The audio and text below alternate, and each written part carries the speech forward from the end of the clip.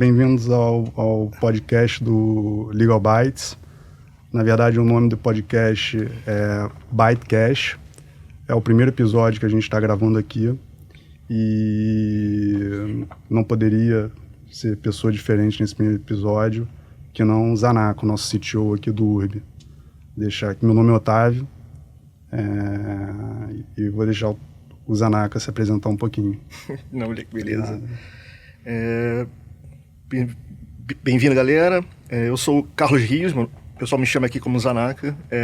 Acho que desde sempre eu já vim com esse apelido, pegou e internamente todo mundo conhece como Zana. Então acho que em vários momentos o Otávio vai começar, não, Zana, fala uma coisa, então é só para todo mundo se acostumar. Eu sou o Zana aqui também, galera. E assim, qual o significado do Zana aqui, né? Qual o sentido do Zana aqui? É que o Legal Bytes, né? O Bytecast vai tratar sempre de direito. O Zana, né? Que é um mestre em tecnologia, para falar sobre ela e assim como descrever para a gente o que ele vê pela frente com relação ao desenvolvimento da tecnologia, o que a gente tem agora, o ChatGPT e as outras AIs, né, que também fazem muito sucesso, que não só o ChatGPT.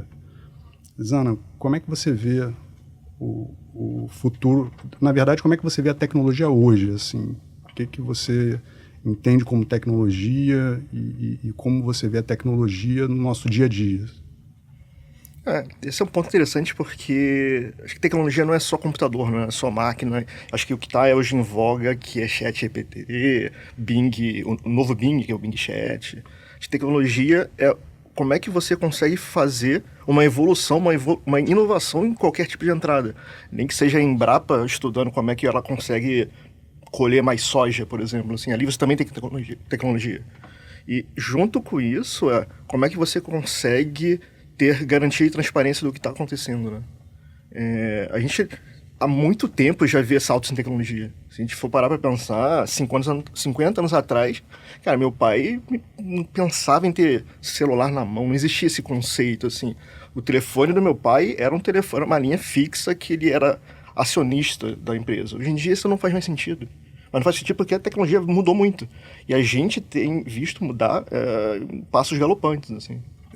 Só que o quanto a gente está preparado para seguir isso, né? Como pessoa, como instituições, assim. Eu lembro que você falou de telefone, eu lembro que o telefone antigamente ia para o inventário, né? Era um bem. Exato, que tinha um determinado valor e que era listado lá no inventário. E a gente sabe de um tempo para cá que a inteligência artificial começou a evoluir de uma forma muito rápida, né? Ela, me corrige se eu estiver errado, mas até a década de 90 ela foi muito lenta e a partir da década de 90 ela começou a acelerar e hoje em dia ela está muito acelerada. Você acha qual o motivo que você acha que essa evolução muito rápida comparado ao outrora? Parece muito claro que o motivo é a facilidade que a gente tem em se comunicar hoje em dia, que é muito mais ágil, muito mais rápido. Antigamente você tinha cartas para mandar Europa falar com América, navios. Hoje em dia, realmente, com o celular você consegue falar. Então, as faculdades estão se falando mais. Você tem mais gente pensando e trocando pensamento. Isso está fomentando uma troca de conhecimento absurda e fazendo a tecnologia evoluindo. Porque acho que o que a gente... E talvez seja uma coisa que a gente está, como ser humano, como espécie, programado a fazer. Que é, cara, evoluir, eu preciso evoluir. Existe uma pressão do meio da sociedade disso acontecer, mas mal bem é como a gente entende que funciona, né? Então, tá acelerando uma velocidade enorme, assim. Então, acho que deve ser muito por isso, assim, cara, a gente fala mais, a gente se comunica mais e a gente sempre tende a trocar informação que tenha um valor positivo no final do dia. E, cara, acelerando com tecnologia, isso vai ser exponencial, né? Entendi. E você acha, assim, que a quantidade de dado, como você está falando, a troca de informação enfim, Você, para entrar num site, você tem que dar os seus dados e, enfim, com a internet, com a vinda da internet, né, no nosso dia a dia e de forma ampla sendo utilizada, né, por todos, você acha que essa produção de dados, essa quantidade de dados enorme, gigantesca, boçal que a gente tem hoje em dia, ajuda de alguma forma a evolução da tecnologia? E aí, nesse caso, a gente pode falar já da inteligência artificial, por exemplo. O que você acha? Você acha que estão conectados, não estão conectados? Não, muito conectado, é quase uma relação intrínseca, assim. Porque você precisa de informação para você, independente de chat, GPT-3, de AI, estatística, matemática, você precisa de dados, aí você tem um processo que é a regressão de dados, que pega uma porção de dados e você tenta encontrar um padrão ali dentro. E na faculdade eu me lembro que a gente fazia os estudos lá e falava, com 30 dados, com 40 dados, você já consegue fazer 30 informações, já consegue fazer uma regressão boa. Funciona, você consegue entender o erro. Então, dados sempre é necessário para fazer qualquer coisa. Só que hoje em dia, o que a gente vê é isso, não tem mais 30. Você tem um rio de informações acontecendo, assim. E você começa a poder coletar informações ou sem saber que a informação tá ali, você consegue transformar a informação, gerando outro tipo de informação. Então, hoje você tem muito mais capacidade computacional para processar isso tudo. Porque antigamente, nem se você quisesse...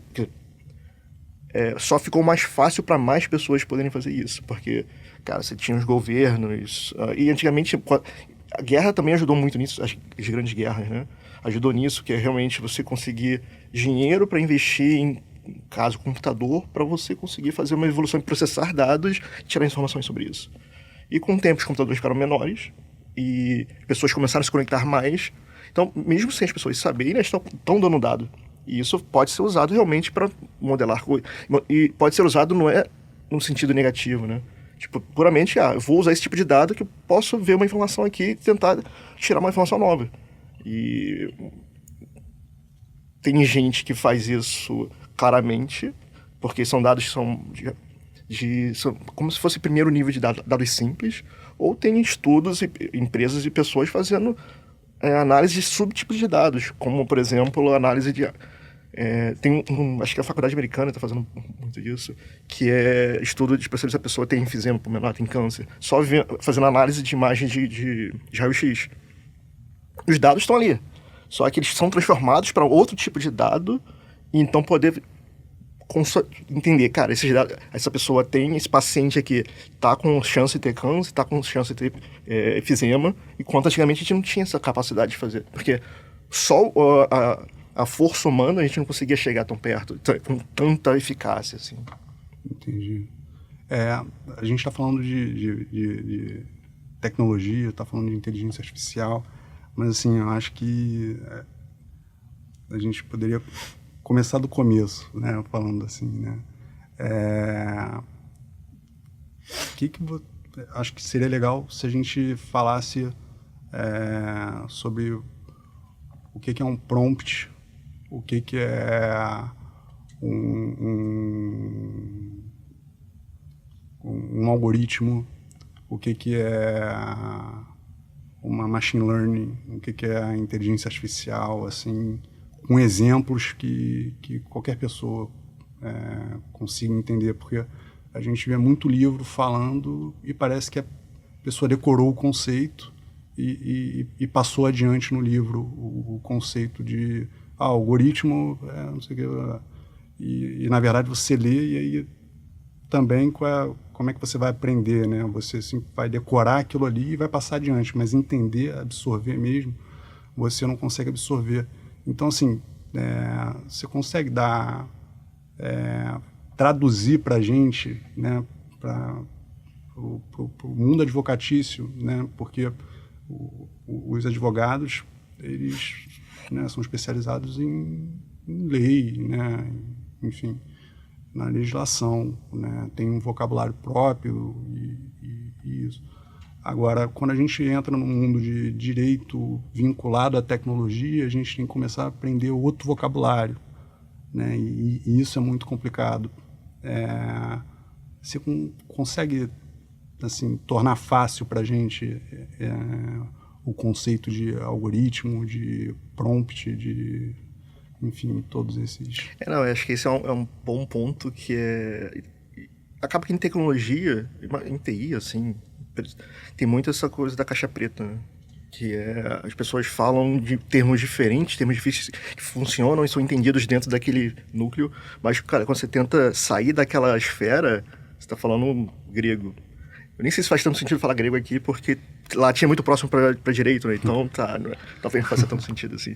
Mas tem essa peculiaridade mesmo, assim, de... como é que a gente consegue... acho que é uma evolução. Como é que a gente consegue tornar mais simples o dialeto, as falas, para todo mundo entender, né? Porque, como a gente está numa velocidade de troca de informação, não faz sentido você levantar essas barreiras e ter essas dificuldades, assim. Só que quando a gente começa a falar de machine learning, de AI... aí é um mundo muito opaco, porque você pode chegar... Independente do conceito, eu realmente vou chegar em conceitos, assim, mas o que pode estar acontecendo é a tomada de decisão daquela máquina acontece de uma maneira diferente como a gente se organiza, como a gente organiza o nosso pensamento. Porque a máquina, ela chegou naquele ponto de uma maneira completamente diferente de como é que a gente cresceu, onde a gente estudou, a cultura que a gente estudou. Então, tentar entender exatamente como a máquina tomou essa decisão, talvez seja difícil. Você vai ter e tem ferramentas para te ajudar nisso, mas acredito que vai demorar sempre um tempo para você entender por que a máquina fez aquilo, porque não faz tanto sentido. Faz sentido pra gente, assim. Mas sobre esses pontos, como é que chega lá do programa de computador simples até tem uma máquina tomando uma decisão, ela é consciente, realmente, isso é um caminho enorme, assim. E algoritmo, que foi um termo que você citou aqui, eu acho que é difícil por si, porque a palavra já é difícil, não como algoritmo, né, que é isso, assim. Mas não deixa de ser uma receita de bolo, assim. Você pega a receita de bolo da avó, pega ovo, junta com farinha, água, mistura, bota no forno, magicamente vai sair um bolo, assim. E o algoritmo não deixa de ser essa série de comandos que você dá pro computador, pro programa, você está programando ali, que você dá instruções pro computador de uma maneira que a gente humano entende. O computador vai pegar aquilo, vai modificar aquele conteúdo para sair numa forma que o computador entende. Aí aquilo ali é um programa rodando de computador. Ou seja, você sempre tem essa mudança de abstração. Tipo, saiu de uma camada que é mais alto nível, que é mais perto da gente, de ser humano pensando, falando, para uma versão que é mais baixo nível, mais perto de máquinas, assim. Você hoje em dia consegue, poucas boas pessoas conseguem programar direto em linguagem de máquina, assim.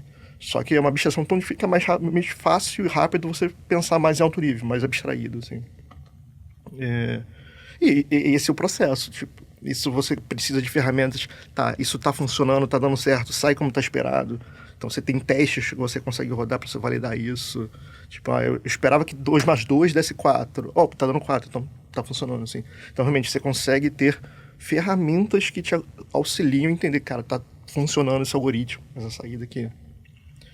Outro ponto que você trouxe foi o prompt. O prompt não é nada mais do que a caixa de texto onde a pessoa bota o que ela quer. Por debaixo daquilo ainda tem uma camada, que aí já realmente a AI funcionando, já machine learning funcionando, que é convertendo aquilo para alguma coisa que ele tenta encontrar sentido, aí depois ele joga lá para os sistemas, para as camadas inferiores da rede neural, para entender o que você está querendo falar e procurar aquele conteúdo, assim. Então, já tem muito essa abstração de conteúdo. O que é um prompt? Cara, você pode jogar qualquer coisa. Você espera que ele vai te entender. Então, não tem um caminho simples.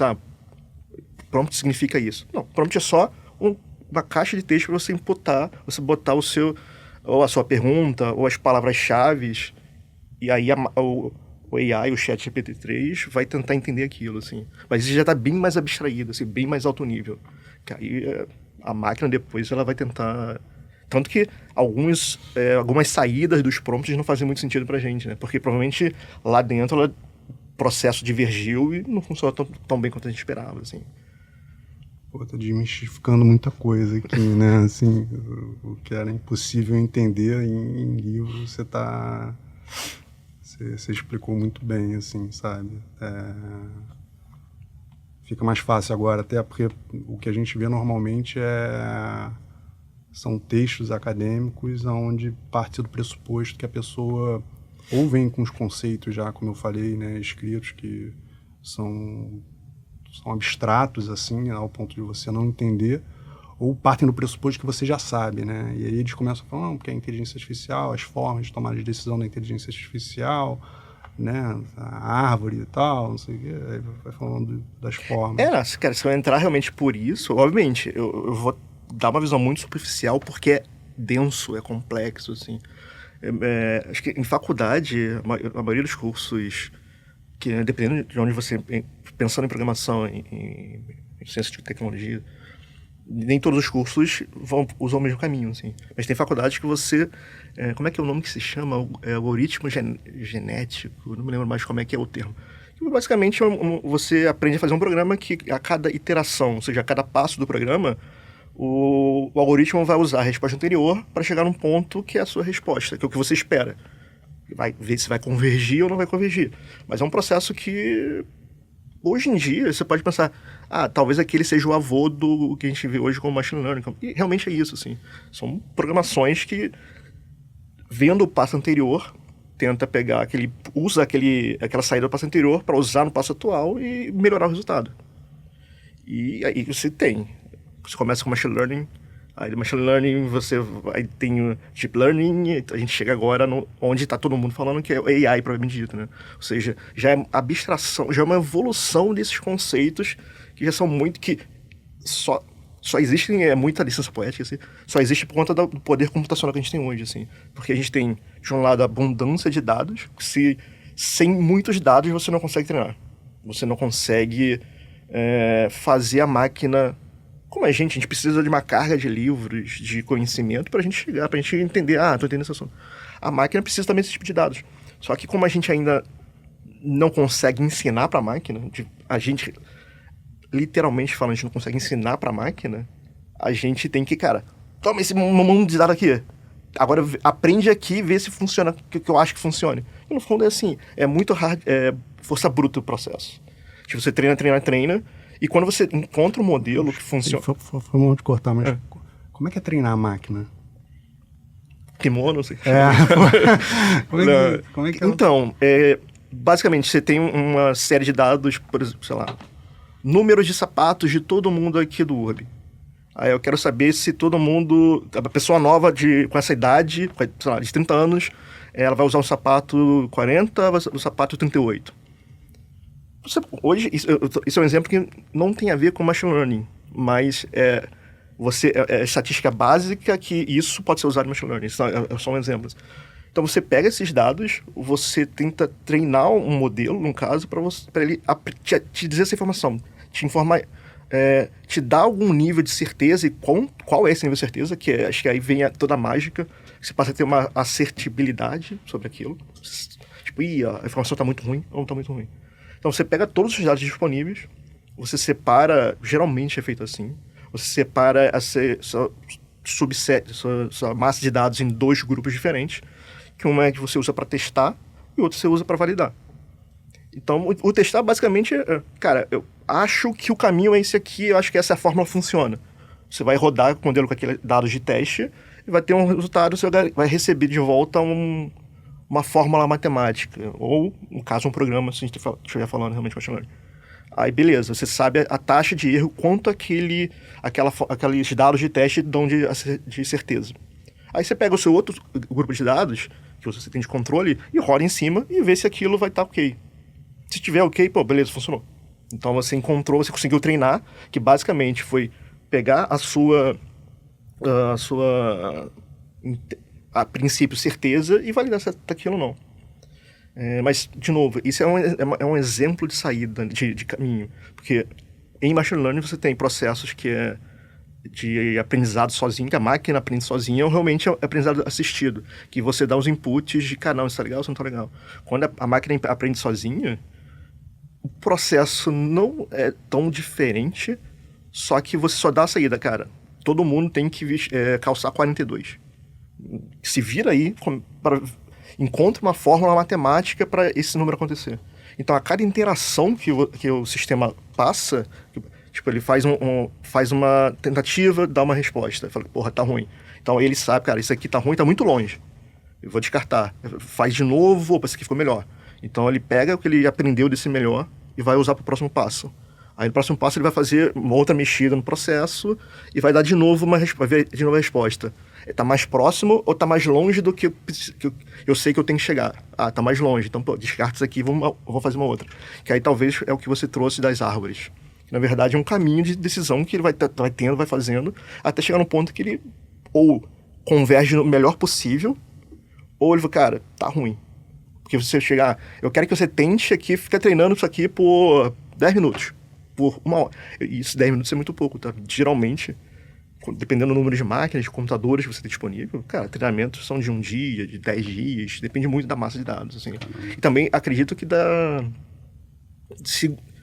do nicho que você quer atender, né?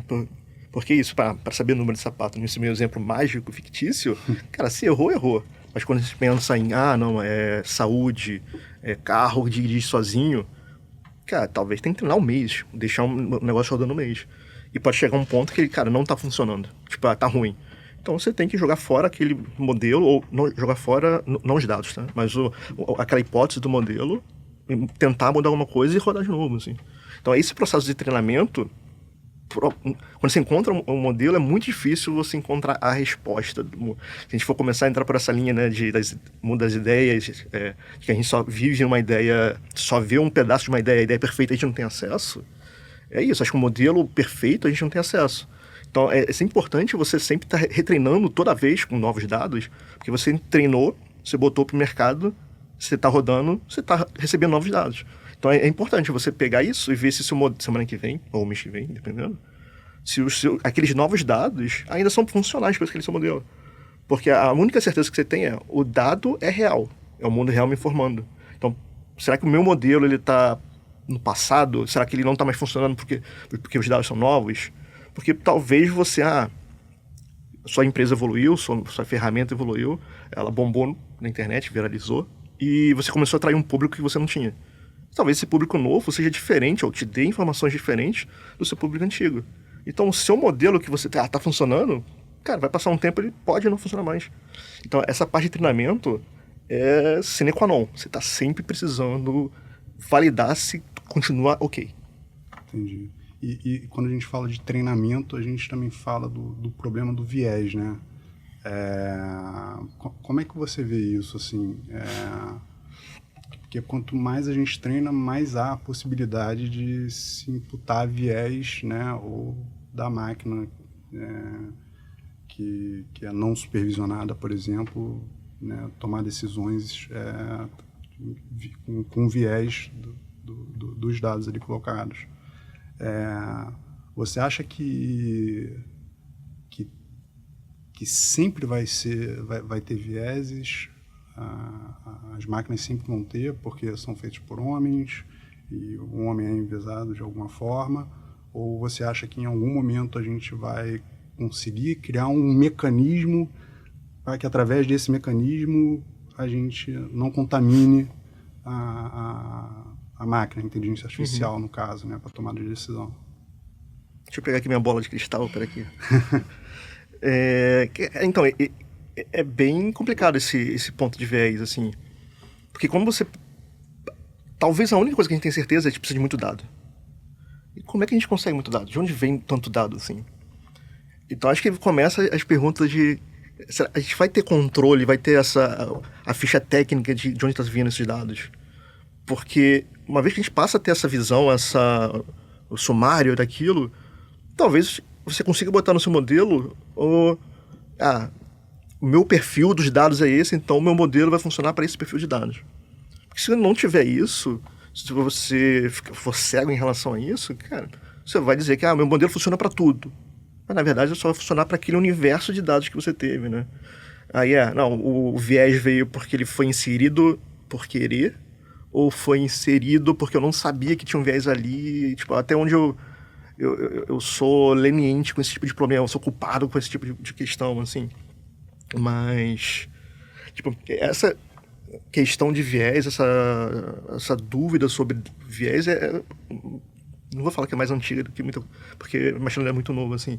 Mas que você pensa de novo em estatística clássica, é uma cadeira. Tipo, você passa na faculdade estudando como é que se faz a amostragem. Isso é uma IBGE que a gente passou agora as eleições, continua tentando terminar o censo que a gente tem aqui. Você tem um processo que é desenho amostral, que é como é que eu consigo falar, com que casas eu vou falar, para tentar representar o meu universo. No caso, o universo de brasileiros aqui. Então, você sempre consegue mensurar o desvio daquele dado. Sempre também estou sendo... Sempre é muita coisa, sempre é muito tempo. Então, provavelmente não. Sempre não. Mas tentar chegar ao máximo desse controle, tá? Qual é o tamanho do meu viés? Ou eu consigo consertar o meu viés? Porque, de repente, tem viés aqui, pô, ferrou. Então, eu posso tentar aplicar uma outra técnica para acertar esse viés aqui e tentar tirar esse efeito. Quando, de novo, a gente pensa em dados geridos e feitos pelo homem. Quando a machine learning que criou um modelo sozinho, cara, não ter essa visão, não ter esse mínimo controle é mais complicado, assim. Porque, vai sair um output aqui que eu vou tomar que é uma verdade, mas sei lá como é que esse cara foi treinado. Tipo, só foi, sei lá, pensando num exemplo louco qualquer. Uma machine learning que me dá o número de resultado de jogo de vôlei. Só que eu só treinei com, sei lá, jogadores da China, de Cuba. Cara, sempre o topo, assim. O Brasil tá sempre nas finais, mas essas outras potências também são fortes. Então, qualquer outra população, qualquer outro time, talvez não diga aquela realidade. Então, o modelo vai dizer coisas erradas, assim. Só que eu assumi que é uma verdade. Só porque eu não vi que o meu dado era só com esses dois países, assim. Então, realmente, é importante ter análise de viés. E tem ferramentas para controlar isso. Mas você precisa entender. Nem que você depois valide, eu tenho uma teoria que vai funcionar para qualquer tipo de população. O meu dado não está funcionando. Tipo, o meu modelo dá uma resposta, já treinei 20, 50 vezes e fica sempre muito diferente do que eu estou achando. Então, provavelmente, tem viés aqui que eu não estou sabendo. Então, talvez eu tenha que descartar esses dados. Entendi. No direito, assim, a gente fala muito do princípio da transparência, né? Porque a gente tem que saber, na verdade, como aquela decisão foi tomada para poder explicar, na verdade, se ela foi tomada errada, para saber por que ela foi tomada errada e para consertar, né? Só que o que a gente vê hoje em dia é que são inteligências artificiais cada vez mais complexas, né? E que são formadas por várias empresas, não uma única empresa, e por vários desenvolvedores.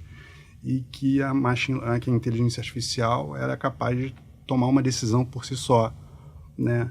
E o grande dilema que a gente tem é quem é o responsável se aquele viés gerou algum prejuízo. Por exemplo, no caso de reconhecimento facial equivocado de uma pessoa que está passando na rua, a câmera pega, reconhece como um bandido procurado pela polícia, e aí há abordagem, o cara fica preso 2, 3 dias e até explicar que ele não é ele, passa esse tempo e ele foi realmente prejudicado, né, sofreu um dano.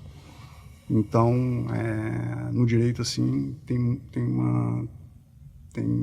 uma grande preocupação na evolução não contra, em hipótese alguma, pelo contrário, né, pensa-se hoje em dia que como fazer a regulamentação da inteligência artificial, das tecnologias, né, enfim, mas aqui especificamente da inteligência artificial, sem impedir que ela se desenvolva, né? Eu vou dar um exemplo, assim, tem muita gente que achava que a LGPD seria um empecilho ao desenvolvimento da inteligência artificial, porque iria impedir, de certa forma, a circulação de dados, né? E a gente viu que isso não tem acontecido como se imaginava, né?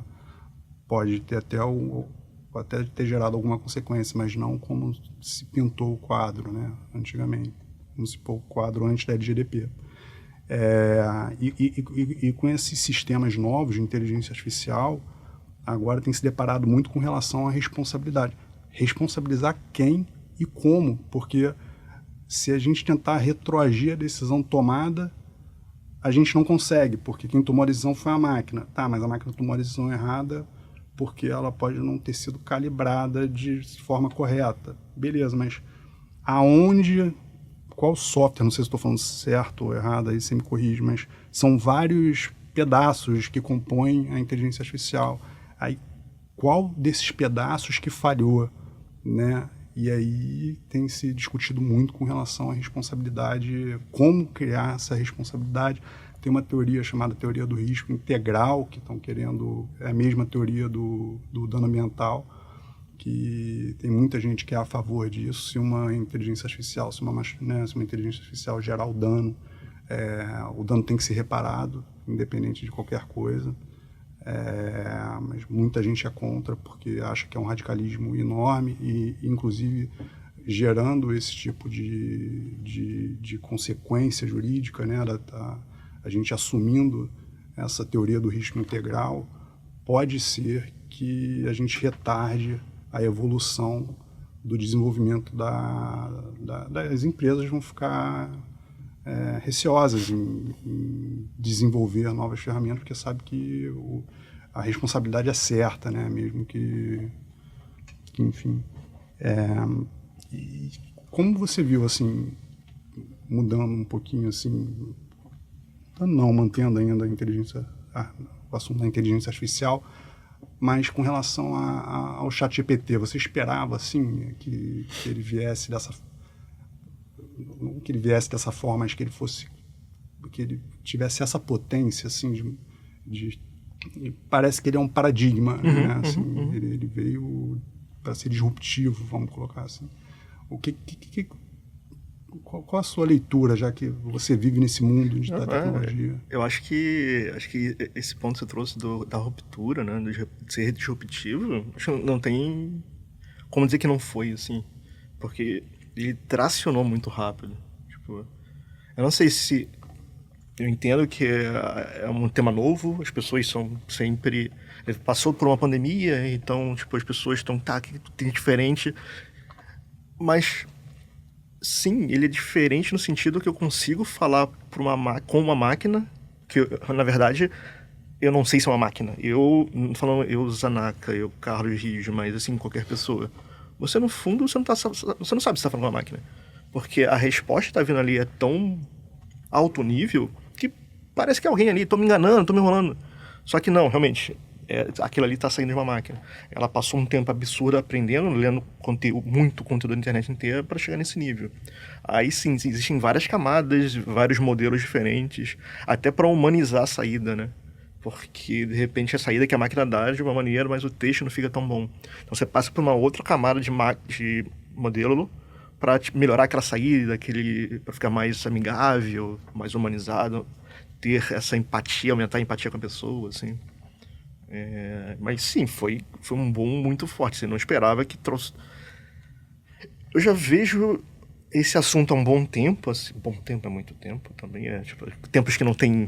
Assim, tem janela de intervalo, há algum tempo vejo esse tipo de assunto, mas da maneira que ele trouxe, que é muito realmente fácil de digerir a informação, e você parar pra pensar, tipo, cara, eu não sei o que tá acontecendo, sei lá, comigo. Eu tô com uma dor de cabeça, com esses meus sintomas. O que você fazia antigamente? Os médicos adoram esse tipo, você chega lá no Dr. Google, bota sintomas, aí vem a caceta vem uma porção de resultados e a pessoa fica clica, vê que, meu Deus, eu tô com isso aqui. O que a gente tá vendo que tá acontecendo é um pouco diferente, né? Porque a mesma pergunta que você fazia e, obviamente, eu tô abstraindo muito quem é essa pessoa, né? Quem é o ente que tá ali indo pro Google fazer esse tipo de perguntas. você já tem uma dificuldade de ir no médico, talvez, nem que seja física motora, ou qualquer outro tipo de questão, você está preferindo ou tem maior facilidade de perguntar para o Google. Quando você traz isso por um ChatGPT-3, que geralmente ele te dá uma resposta muito alto nível, de maneira já digerida, é muito claro que as pessoas vão preferir começar a consumir esse tipo de conteúdo, já vir mais chegado e pronto, como se eu estivesse falando com uma outra pessoa, com um amigo meu. Se eu tivesse um telefone, aquela ferramenta, aquele prompt tivesse me dando uma resposta pelo telefone, cara, ia ser eu ligar para um telefone qualquer, tô com problema na Vivo, tem problema para cancelar, não sei o quê. Ele vai falar comigo como se fosse qualquer pessoa. Então, eu acho que isso sim deu uma proximidade imensa com a gente, né, com pessoas. Tanto que eu não sei, daqui a alguns poucos anos, isso eu acredito mesmo, em poucos anos, cara, talvez você não mexa mais em teclado. Já vai ter outra maneira de você consumir computador, consumir informação. Você vai continuar existindo teclado, obviamente, interfaces como existem hoje, obviamente, mas para o grande público talvez mude isso. Sei lá, a galera que trabalha com... Isso foi até um amigo meu que falou, nem foi eu. Que foi até a gente abrir uma discussão em paralelo sobre isso. A gente falou, por que eu não posso chegar para o meu computador, falar no Excel, faz um VLOOKUP com esses dados aqui. Hoje em dia você fala isso, falando mesmo. Não faz muito sentido, né? Mas se você botar, a máquina já entende ChatGPT-3 da vida, cara, ela vai fazer tudo. Você não precisa mais teclado, você não precisa mais validar nada. Até chegar um ponto, me dá essa informação aqui, pega esses dados da minha tabela e vê se soma 3, se soma 5, assim. Magicamente o computador vai começar a fazer isso tudo para você, assim. Você vai abstrair a camada de relação de tempo de pessoas, você precisa de várias pessoas para fazer aquilo. Talvez o que mais a gente vê aqui no Urb e em muitas empresas, pessoas querem, a gente precisa estar com esse problema, a gente precisa atacar essa frente. Só que pessoas diferentes pensam de maneiras diferentes.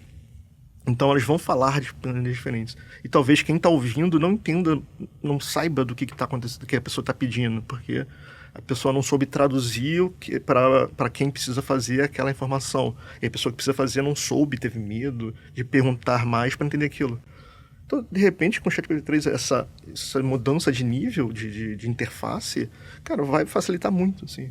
E acho que a facilidade, esse costume que trouxe abriu esse leque enorme para várias pessoas, assim. Entendi. E você falou humanizadas, assim, né? Eu entendo a diferença, mas, assim, você acha que em algum momento, se é que você já não entende que já existe máquina com consciência? Pô, esse é um assunto bem delicado, assim, porque...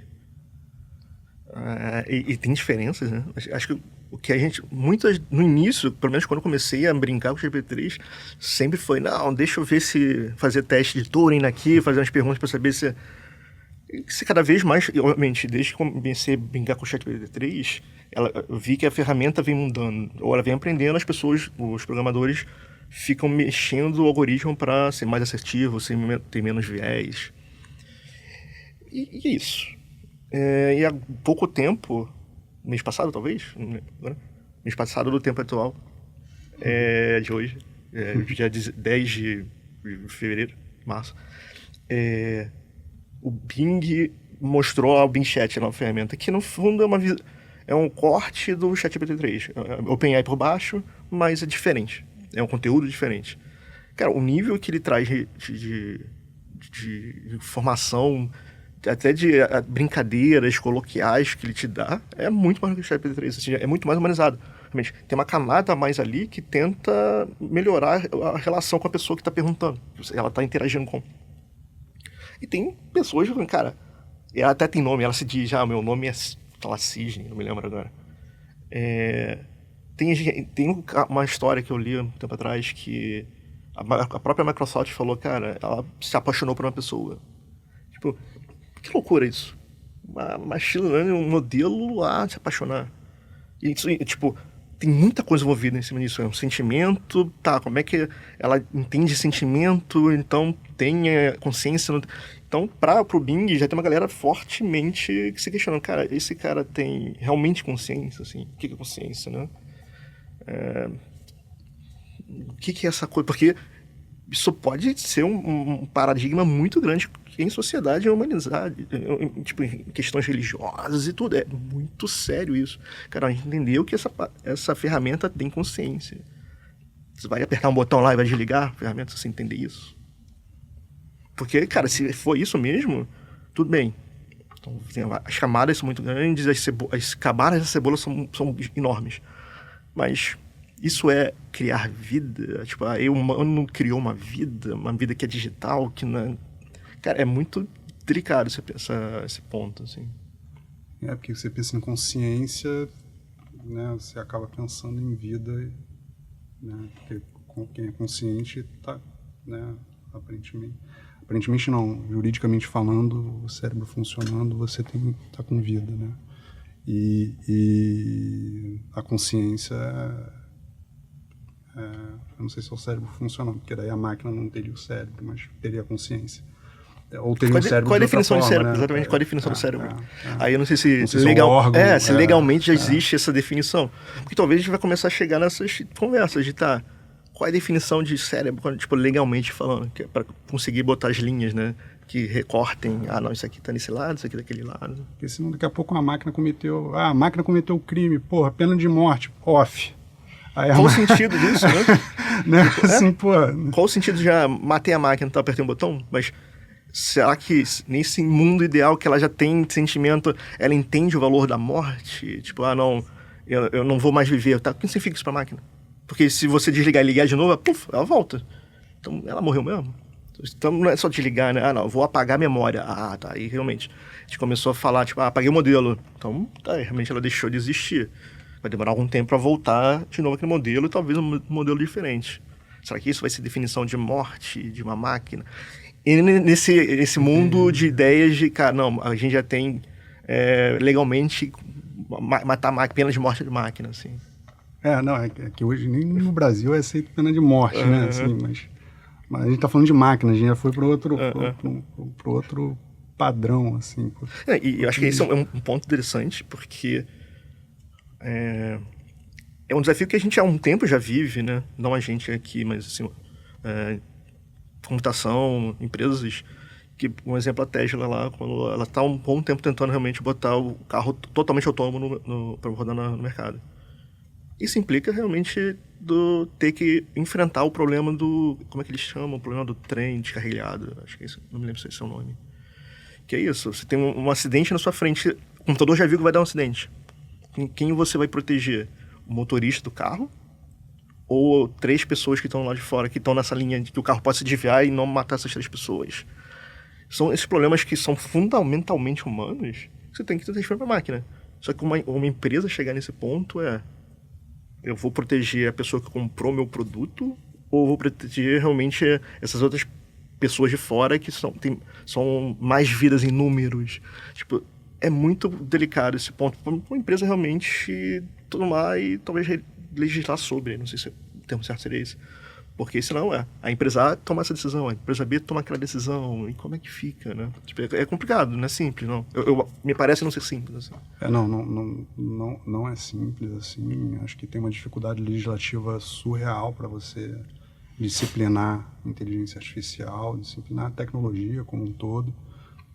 O direito, ele sempre está atrás, o legislativo está sempre atrás, né? Assim, primeiro vem o acontecimento e depois vem a legislação para disciplinar, regulamentar aquele acontecimento, né? E no caso da inteligência artificial, né, a tecnologia, mas em especial a inteligência artificial, como ela está evoluindo muito rápido, o legislativo está ficando muito atrás, assim, primeiro que ainda não existe regulamentação, né? E quando começar, como é que vai ser esse acompanhamento? São vários questionamentos, né? Aí tem um pessoal que entende que você tem que regulamentar, né, a inteligência artificial através da software regulation, que seria através de princípios basilares e etc., de efeito concreto e por aí. E outros não, outros entendem que tem que necessariamente haver regulamentação, né? Eu confesso que ainda estou no meio do caminho.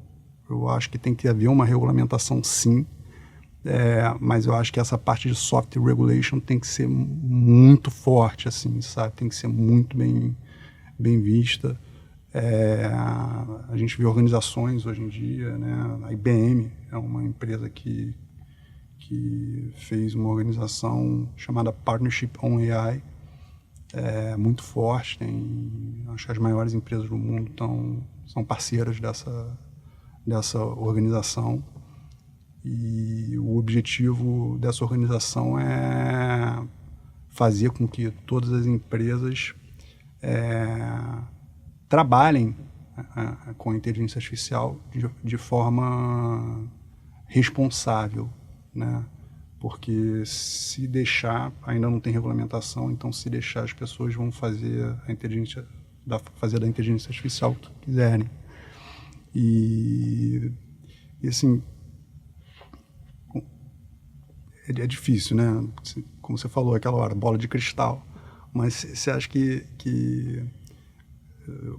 eu já li algumas coisas com relação a inteligência artificial veio e vai acabar os empregos, 70%. Eu não sei de onde tiram os percentuais, né? Assim, 70% dos empregos vão acabar. Aí você lê outro livro, não, 30%, é metade, né? Aí você vê tal, mas aí tem o contra... Qual o modelo que eles usaram, né? Que modelo, pois é, qual foi o treinamento, né, que deram para a máquina. E por outro lado, tem entendimento no sentido de que, não, na verdade, os empregos não vão acabar. O que vai acontecer é uma mudança na forma de se trabalhar. Não sei se em todas as profissões, mas em algumas, com certeza. Isso é outra parte da doutrina fala. Qual você acha que é a mais correta, assim, no seu ponto de vista? É isso. Eu acho que sim, empregos vão acabar. Mas empregos também vão ser criados, assim. Porque quando teve a Revolução Industrial, eu estava tentando achar, tem uma imagem que é muito clássica, que é um desenho que foi publicado no Jornal de Nova York, eu acho, que são lâmpadas em forma de aranha andando pela cidade, porque a luz, quando chegou nas cidades, ia mudar, ia destruir o mercado de trabalho como que existia. E, cara, a gente tá aqui, né? Quanto de trabalho, quantas coisas novas a gente tem desde que a gente conseguiu trazer a luz elétrica para perto das cidades, né? Porque antigamente é isso. Ficava perto das indústrias, porque precisava, e as casas não tinham, assim. Então, e sempre teve dor, né? Tipo, não, vai ser complicado. Sim, vai ser complicado. Mas vai ter uma mudança muito grande também, que a gente vai ter gente trabalhando em coisas que hoje não fazem sentido, esse tipo de trabalho, assim.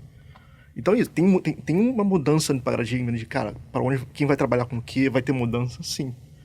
Não vai ter emprego, puta, acho muito difícil, assim, porque pessoas diferentes vão precisar, até, de repente, especialidades novas vão nascer e pessoas que faziam uma coisa, tipo, tem muito mais aptidão a fazer essas novas coisas e vão shiftar de mercado, assim. Eu não duvido hoje que, sei lá, se a gente abrir um LinkedIn da vida, coisa assim, vai ter vagas para quem faz prompt para ChatGPT-3. Eu não duvido. Eu nunca procurei saber, mas deve ter uma coisa assim. Porque é isso. A gente está vendo coisas novas e quem vai conseguir resolver esses problemas novos, assim? Sempre vai ter essa dor de mudança. Mas é mudança, assim. É evolução do processo. Se está estagnado, a gente não consegue ficar. Acho muito difícil, assim. Então, Zana, a gente está encaminhando aqui para o fim do primeiro episódio do Bytecast. E quais as suas previsões usando a sua bola de cristal? Assim, que você acha que está por vir, né, com relação à aplicação das novas inteligências artificiais? Eu li ontem, por exemplo, que o chat GPT-4 vai ser semana que vem.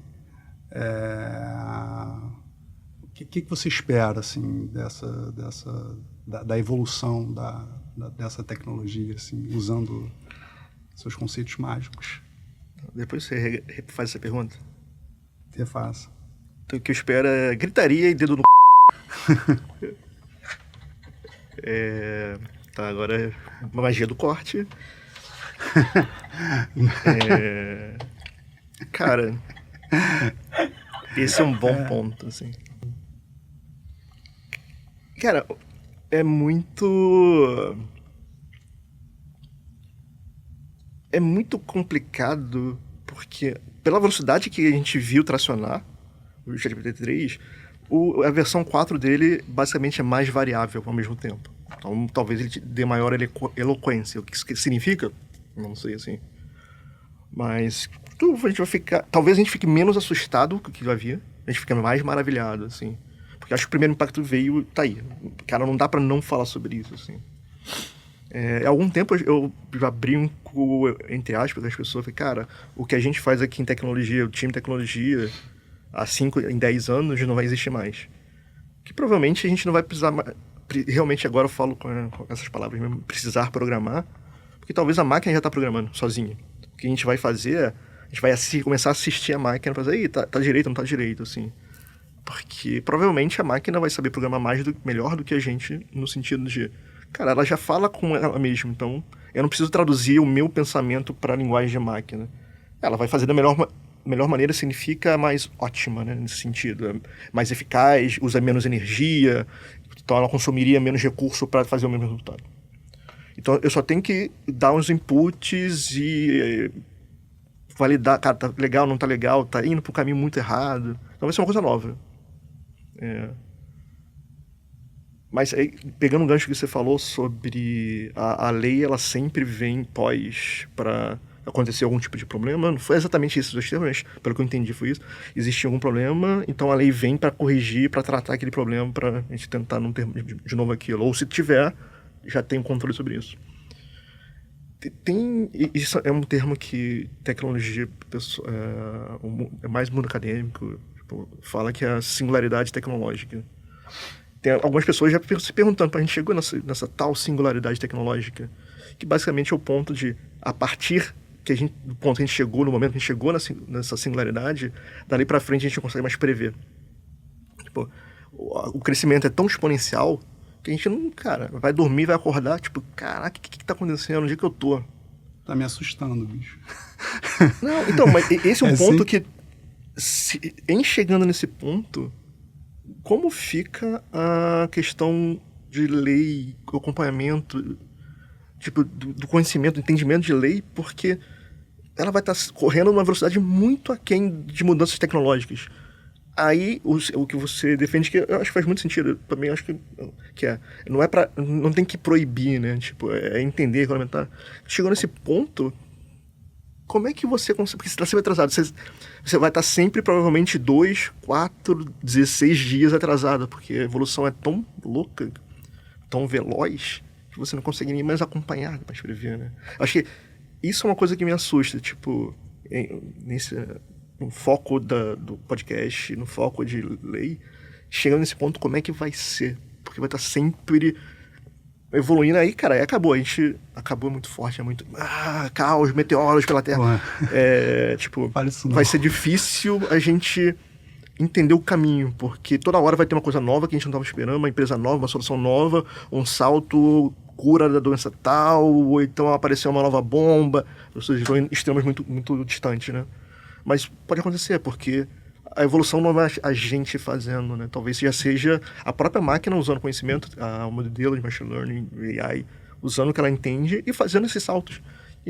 Pô, quem me mandou esse e-mail aqui sobre a cura do câncer?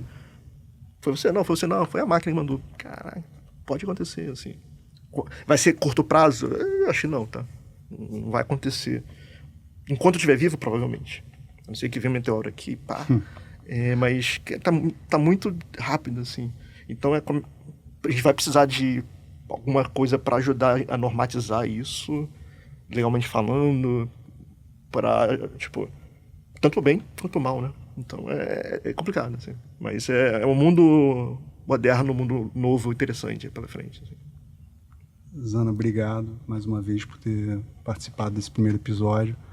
E valeu mesmo, cara. Uma honra pra você. Não, que isso. Obrigado a você, cara, pelo convite e por estrear aqui. Maneiro. E é um assunto que eu acho interessante, assim. Pessoal, espero que tenham gostado. E até o próximo episódio.